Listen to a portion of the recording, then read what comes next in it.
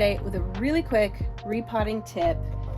When you have a nice cache pot or a decorative pot, this is one that doesn't have a hole in it, and I kind of want to keep it that way. It's had this Sansevieria Kenya in it for a while, and the pot that's inside is really quite small. This plant has really outgrown this pot, but I still want to keep it in this pot.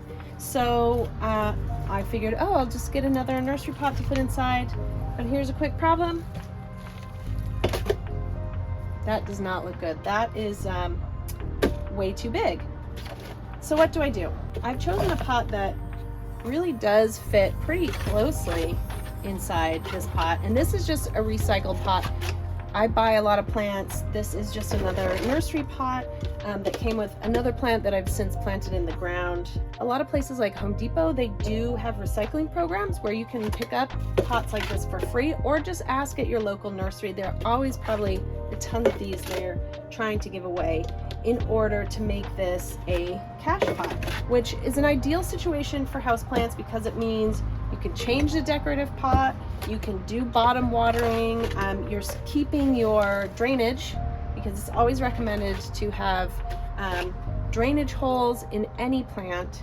It is possible to drill a hole in this, but for me this is an indoor plant, I don't want to mess up my shelf, so I don't want a hole in the bottom of this decorative pot. So here's what we do. Super simple. I am going to use a Stanley knife. This is a really handy tool. I use it a lot around the house. It's great for cutting cardboard, but it's also a really great garden tool. It's very sharp. You have to be careful. This is a very heavy duty one, and this is great for cutting large branches. We have bird of paradise, banana trees. This is great for just slicing them off the tree. A lot easier to manage than some of the saws and the knives. You can do a lot of fine detail work with it, but it's great for this situation because I can just quite simply pop this in here, and it's just gonna cut that pot like butter. You could, of course, use scissors, but look how easily that is just slicing the top off of that pot. Look at how perfect that is. So now I have my pot,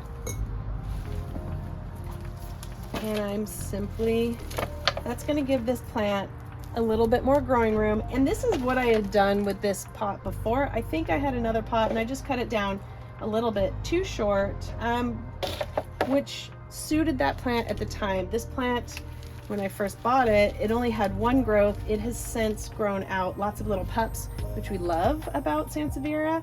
I could pull these out, repot them, and have lots of new free plants, but for now, I'm not gonna do that. I'm gonna just simply take this out, and it's not really root bound.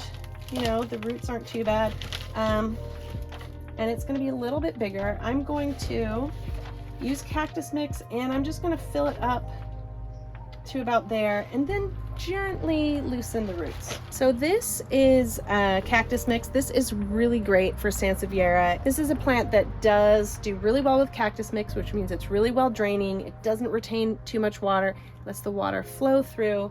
These plants really do well in that kind of soil.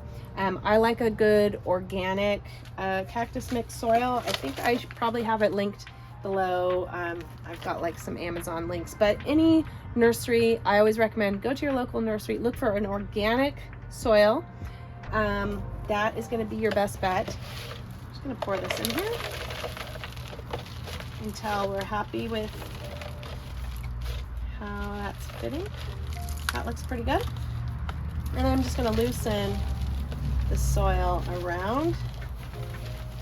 Just kind of gives the roots a little bit of a signal that they have more room to maneuver. And I'm going to take a little bit out and bury them a little bit deeper, because I noticed there's some aerial roots coming out of the top of this plant, so it can be buried down a little bit deeper. Okay. Now the plant's in, I'm going to add a little bit more cactus mix to the top and then give it a good soak. One tip when you're repotting giving your plants a good tap, and that removes any air pockets, which is great to make sure the roots are completely covered with your repot.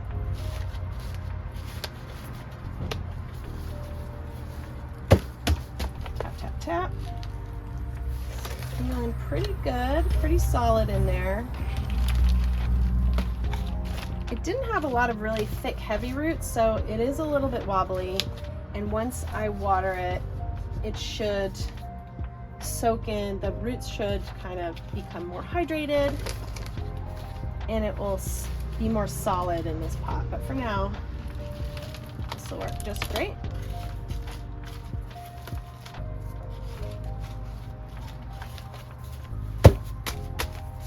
Okay, that is